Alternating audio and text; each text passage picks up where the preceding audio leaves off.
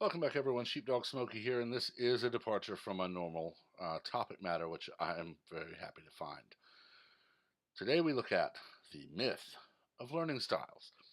A popular theory that some people learn better visually or orally keeps getting debunked. In the early 1990s, a New Zealand man named Neil Fleming decided to sort through something that had puzzled him during his time monitoring classrooms as a school inspector. In the course of watching 9,000 different classes, he noticed that only some teachers were able to reach each and every one of their students. What were they doing differently? Fleming zeroed in on how it is that people like to be presented information. For example, when asking directions, do you prefer to be told where to go or have a map sketched out for you? Today's 16 questions like this comprise the VARK questionnaire that Fleming developed to determine someone's learning style. VARK, which stands for visual, auditory, reading, or kinesthetic, sorts students into those who learn best visually, through oral or heard information, through reading, or through kinesthetic exercises. I learned much later that VARK is Dutch for pig, Fleming wrote later, and I could not get a website called vark.com because a pet shop in Pennsylvania used it for selling aardvarks, earth pigs. He wasn't the first to suggest that people have different learning styles. Past theories included the reading list VAC and something involving convergers and assimilators, but VARK became one of the most prominent models out there. Experts aren't sure how the concept spread, but it might have had something to do with the self-esteem movement in the late 1980s and early 1990s. Everyone was special, so everyone must have a special learning style, too. Teachers told students about it in grade school. Teachers like to think that they can reach every student, even struggling students, just by tailoring their instruction to match each student's preferred learning format, said Central Michigan University's Abby Knoll, a PhD student who has studied learning styles. Students, meanwhile, like to blame their scholastic failures on their teachers' failure to align their teaching with their learning style. Either way, by the time we get students at college, said Indiana University Polly Hussman, they've already been told, you're a visual learner, or oral, or what have you. The thing is, they're not. Or at least a lot of evidence suggests that people aren't really one kind of learner or another. In a study published last month in the Journal of Anatomical Sciences Education, Hussman and her colleagues had hundreds of students take the VARK questionnaire to determine what kind of learner they supposedly were. The survey then gave them some study strategies that seemed like they would correlate with that learning style. Hussman found that not only did students not study in ways that seemed to reflect their learning style, those who did tailor their studying to suit their style didn't do any better on tests. Hussman thinks the students had fallen into certain study habits, which, once formed, were too hard to break. Duh. Students seemed to be interested in their learning styles, but not enough to actually change their behavior based on them. And even if they had, it wouldn't have mattered. That is a generalization, and as we know, that's not a good thing. I think as purely reflective exercise, just to get you thinking about your study habits, VARK might have a benefit, Hussman said, but the way we've been categorizing these learning styles doesn't seem to hold up. Another study published last year in the British Journal of Psychology found that students who preferred learning visually thought they would remember pictures better, and those who preferred learning verbally thought they'd remember words better. But those preferences had no correlation to what they actually remembered later on, words or pictures. Essentially, all the learning style meant in this case was that the subjects liked words or pictures better, not that words or pictures worked better for their memories. In other words, there's evidence that people do try to treat tasks in accordance with what they believe to be their learning style. But it doesn't help them, says Daniel Willingham, a psychologist at the University of Virginia. In 2015, he reviewed the literature on learning styles and concluded that learning styles theories have not panned out.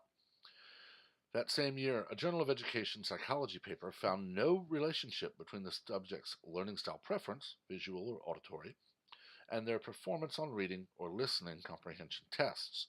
Instead, the visual learners performed best on all kinds of tests. Therefore, the authors concluded teachers should stop trying to gear some lessons toward auditory learners. Educators may be doing a disservice to auditory learners by continually accommodating their auditory learning style, they wrote, rather than focusing on strengthening their visual word skills. In our conversation, Willingham brought up another study published in 2009, in which people who said they liked to think visually or verbally really did try to think that way. Self-proclaimed visualizers tried to create an image, and self-proclaimed verbalizers tried to form words. But there was a rub, he said. If you're a visualizer and I give you pictures, you don't remember pictures any better than anyone who says they're a verbalizer.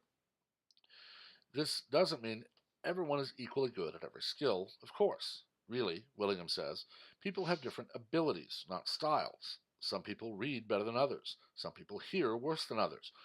But most of the tasks we encountered are really only suited to one type of learning. You can't visualize a perfect French accent, for example. The VARK questionnaire itself illustrates this problem pretty well. One question, for example, asks, you're planning a vacation for a group. You want some feedback from them about the plan. You would describe some of the highlights they will experience, use a map to show them places, give them a copy of the printed itinerary, phone, text, or email them. But of course, any friend-having human in 2018 would email their friends to coordinate travel, whether or not that email includes the first three elements. Another question asks, sweetly, you are helping someone who wants to go to the airport and suggests different ways of giving directions, along with the option to simply go with her. It depends upon the her in question, one would assume. The learning styles idea has snowballed as late as 2014. More than 90% of teachers in various countries believed it. The concept is intuitively appealing, promising to reveal secret brain processes with just a few questions. Strangely, most research on learning styles starts out with a positive portrayal of the theory, before showing it doesn't work. Willingham goes so far as to say people should stop thinking of themselves as visual, verbal, or some other kind of learner.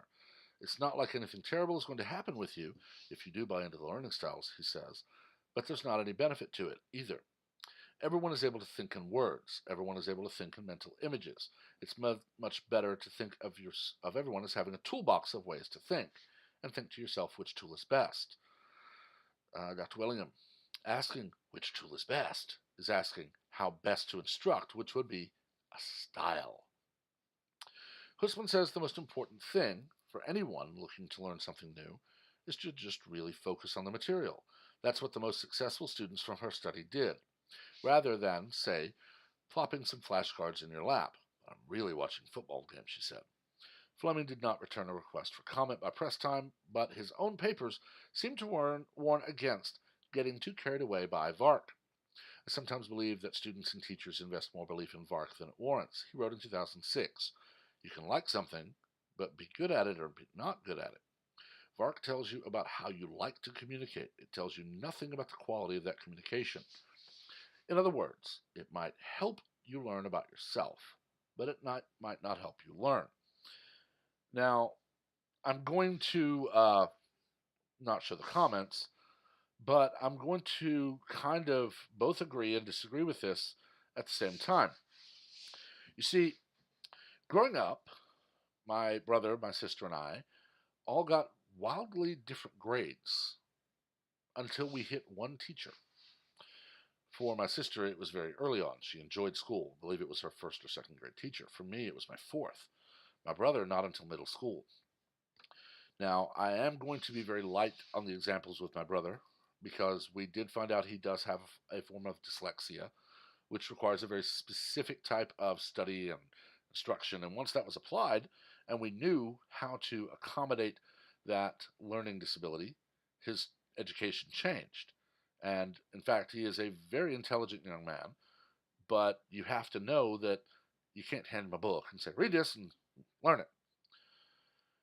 My sister, honestly, would prefer to read the book and sit through lectures. She did homework because it was required of her.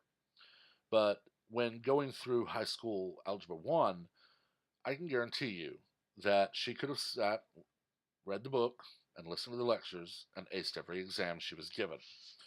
The repetitive exercises given in homework were useless to her. In certain classes, I needed those.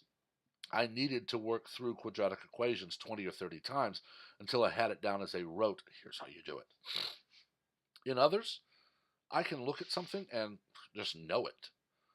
Now, ironically, with my example, I did in fact read the book and take the final a couple of times just on a lark, and I became the teacher's gopher when they realized I'd read everything. And of course, I'd done all the exercises just to do them over and over and over and get it.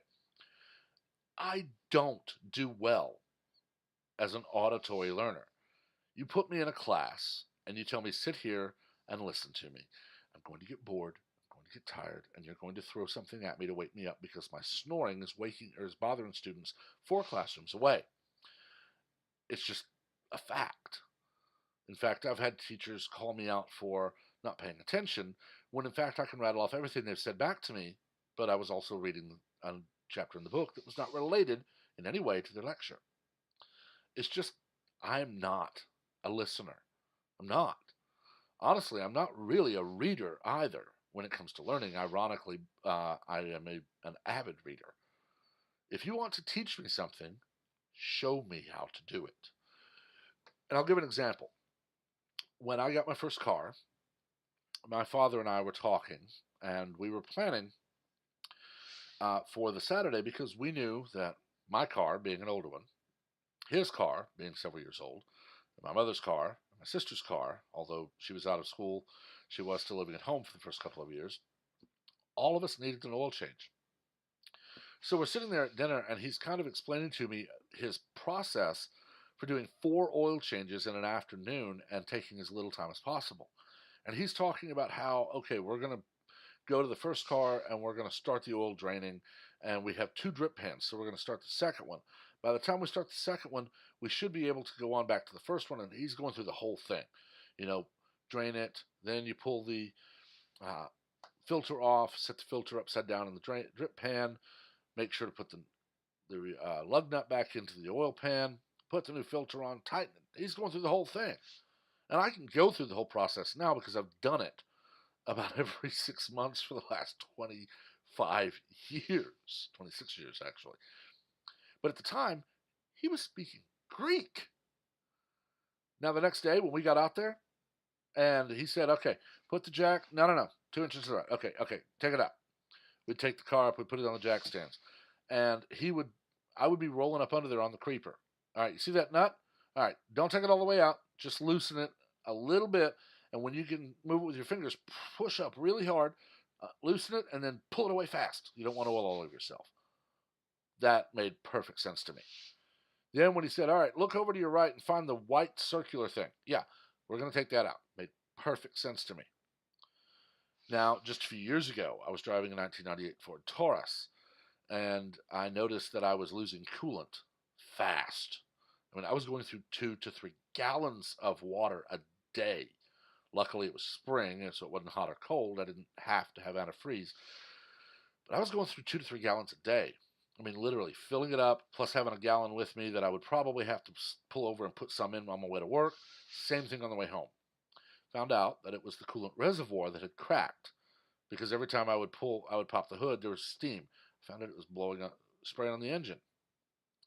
I looked up everything I could, and I read and I read and I read, and I just could not figure out anything until I had posted to a user board saying what was happening.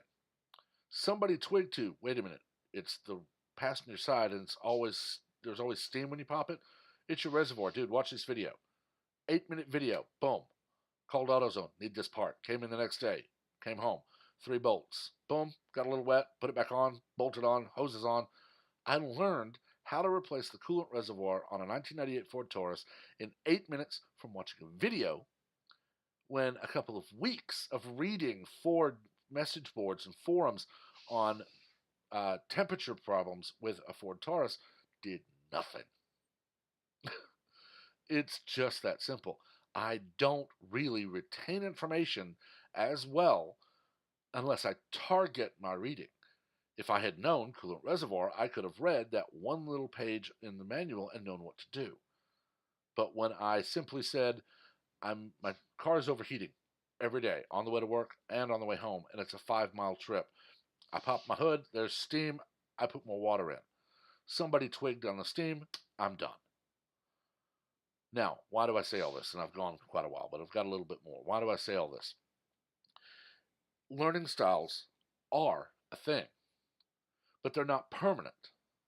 Okay, you see, when I was a child, 2nd, 3rd grade, 4th grade is where it hit, and they were trying to teach me multiplication. They knew 4 times 4 on a page, I'd struggle. If they wrote out 4, 4, 4, 4 and made me add it, I'd still kind of struggle. If they took 4 sets of 4 little wooden squares and put them out on the desk and said, okay, now we're going to put them in a square, how many of them are there? Boom, I got it, 16. It was that quick. When I'm looking at the numbers, when I'm looking at the equation, I struggled. When I saw 4 little groups of 4 and they put them into one square, I got it. As time went on, my learning style did change because of what I was learning. When I'm learning history, I devour the book, and I'm voracious, and I'm the most attentive person in that lecture. When I am in math class, I have to struggle to stay awake. Lit was pretty much the same. The issue is it's subject specific. There are parts of history that put everyone to sleep. Okay? It doesn't matter how much you love the subject. There are parts of history that are so monotonous, they put everyone to sleep, okay? When you're going down the genealogy of the Russian Tsars over the last 10,000 years, and you realize there's a 3,000-year span where it's Deuteronomy is the same in the Bible. Bob, son of Larry, son of Jim, son of, son of, son of, son of. It's like watching the Game of Thrones where Ned is looking through the Lannister family history. It's literally just names. So there are parts where you have to struggle. And what this is not saying is while, yes, there are learning styles, and no, it is not that you are a visual learner. Case closed. At times in your life, you will be a visual learner. At other times, you will be auditory. At other times, you will be a reader. At other times, kinesthetic. I learned best how to repair my car by my father, who could probably tear my car apart with just the tools in his garage, put it back together, and it would run like a champ. I learned best by him standing with me saying, okay, take these 4 bolts off. Now we're going to lift this out. Now what you're looking at is blah. I work with my hands when I need to learn something that you're supposed to do with your hands. I could read that book all day on how to disassemble the engine of a 2018 Jeep Renegade. But I'm going to learn it in one day working with my dad and a couple of wrenches and a lot of grease on my hands. Cooking is the same for me. I cook better food with my grandma's recipes because it's a pinch, it's a dash, it's a this, it's a that. And as soon as I get it in there and I stir, I take a taste. Too salty, add more cheese. Not enough salt, add more salt. I don't follow a Gordon Ramsay. It must cook at 450 degrees for this exact amount of time. I cook like my grandma. And I tell you, that woman could cook, and thanks to her, so can I. It's not about learning style, though. It's about teacher. It's about the teaching style. This article, Neil Fleming observed 9,000 classes and found, surprise, surprise, not many were able to reach all of their students. And there's a reason for that. In a class of 20, you have 20 unique individuals. You have squirmers, you have readers, you have listeners, you have watchers, you have doers, and you have a lot of them. And over the course of the years, they're going to switch around those styles. So what you have to do is realize, what are we talking about today? Now, how can I make that interesting? And yes, you're going to have to watch for the 1 or 2 students who just aren't getting it. And you may need to go to that student and say, okay, what aren't you getting? Tell me what's not clear. Oh, well, what if we do it this way? Teachers are there to instruct and educate. And the best way to do that is to know your students. And to know that learning styles are not a myth. Learning styles are a thing. They just change over time. I'm 42 years old this year. I don't do near as much kinesthetic learning as I did as a 12-year-old. I do a lot more auditory learning. I do a lot more reading. I do a lot more just research before I start trying to do something, because I know my body physically can't do what it once could. My sister, God bless her, is no longer a reader when she needs to learn something. She will get something that is very visual, and she will look at it, and she will be able to basically see a visual representation of a process, not words describing it, and she can learn. We all change over time. What this article does not go over, what this does not talk about, is the other side of the education equation, and that is the instructor, the person who is tasked to not only be a master of the subject, but a master at communicating it. I'm going to close with this one. One of my favorite actually two of my favorite teachers, both of them history, one high school, one university. In high school, U.S. history, 1865 to the present. We walk in, and this is in the latter part of the year, so we're getting very, very close to World War II. We're not there yet, though. We're just out of the Depression. So what happens? We walk in, there's a photograph on the board, and it's a photograph of, I believe, a New York street with a couple walking down. All the girls are walking, looking at the clothes. The guys are looking at the weird cars, and he grabs our attention with, I want to go there. Weeks later, we're approaching the Vietnam War. We walk in, and there is a picture of Lola from Agents of S.H.I.E.L.D. Candy apple red with a white stripe, 1963 hardtop Chevrolet Corvette convertible with a white leather interior. It's Lola to a T, and she is as gorgeous today as she ever was. Every guy and girl in that room is just staring at this pinnacle of automobile craftsmanship. And we're all stumbling to our desks and bashing our knees. And we talk for maybe 5 minutes about the car, not even that. Rolls right into what's happening in 1962, 63. And none of us, until years later, realized he made you want to know what he was going to talk about. My geometry teacher did it with pool tables, with buildings, with everything about how you use this.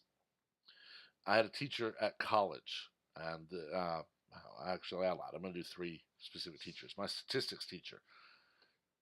Every lesson was gambling. Baseball stats to win on the series. Football stats to win on the Super Bowl. Table game stats to win in Vegas. Everything was gambling, which is pretty good because gambling is stats. By the end of the semester, we all knew what we had to get and all that. I was actually doing well for only my second time in the class, and he brings out a craps table, hands us all $5,000 in chips. Says, we're going to play craps. Whatever you have at the end can be used to buy bonus points. $10,000 for 5 points. I had over half a million in chips when the day ended. I had paid very close attention to every lesson he gave about Vegas because I was going later that year. When I took my $500,000 in chips to him, he looked at me like, how did you do this? I said, I did what you told me to. I bet on what I knew would hit, and I bet big. By paying attention and by him instructing the right way, I didn't have to take the final. But the last one is Lieutenant Colonel Joy. Amazing man. He was my military history professor at university, and he was one of the teachers that I love, like the other two.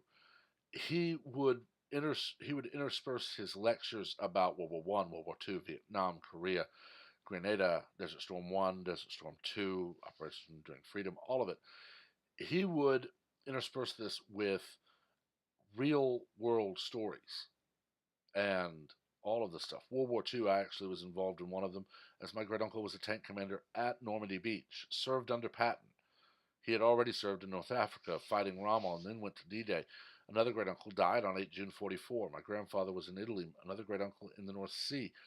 And I had talked to my great uncle Coleman. So when we were talking World War II, I was telling my classmates about my great uncle and what he had told me 20 years prior. But that's the same thing in all of those examples. Find a way to grab the attention And you can twist their learning style for a day. You know that a picture of a candy apple red with a white stripe, white leather interior, hard top, 1963 Chevrolet convertible is going to just make everybody stumble all the way to their desk because it is just gorgeous. You've grabbed their attention. Now they want to know what you're going to teach them. You've twisted their learning style to your benefit. You get to auto shop, you show that same car, but you're going to twist their learning style to kinesthetic. Because now we're not going to talk about the car. We're going to work on a car. The teacher needs to adapt their teaching style to the learning style of their students for a time. There are certain students their entire life they will need accommodations. But the vast majority, you're going to be able to twist their learning style to your benefit. If you know you can grab their attention with something visual, something auditory, something kinesthetic, grab their attention. And then no matter which method you're using to instruct, they want to know what you know. And their mind is going to say, I want this, so I'm going to do it. This has been a long one. This is a passion of mine. I really wish I could find a job teaching secondary social studies if it wasn't what coaches got, because I love the study of the subject and I love to teach. I love to see people learn. But for right now, I am where I am. I've talked long enough, though. Let me know what you think. As always, keep it civil. We don't learn from argument, we learn from debate. Make sure, please, to like, comment on, and share this video, as well as to subscribe and turn on notifications so that you are the first to know of any and all new content as it is posted. Until next time, everyone have a wonderful day.